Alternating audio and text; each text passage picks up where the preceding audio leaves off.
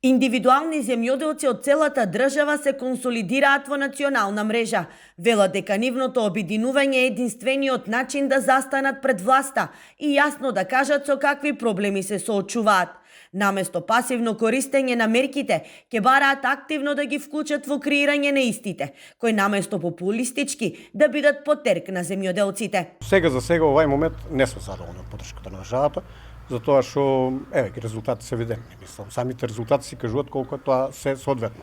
Факт е дека ние сите како граѓани се соочуваме со недостаток на храна, гледаме и сами како дивеат цените. Значи, едноставно немаме храна на пазарите и цените се ненормално за нашиот стандард, за нашите луѓе. Тоа мора да се промене. Имаме капацитет да произведеме храна, меѓутоа мора да се креират развојни економски стратегии.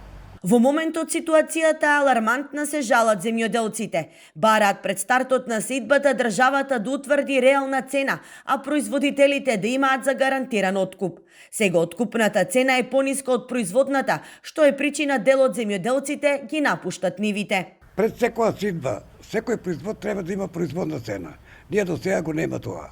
И економски издржлива цена, за да можеме да преживееме.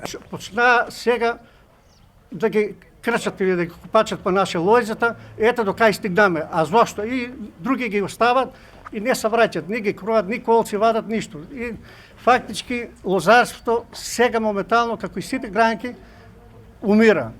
И денеска, додека во Облешево се презентираше националната земјоделска мрежа, неколкумина оризопроизводители добија покана да дадат исказ во основниот суд во Кочани.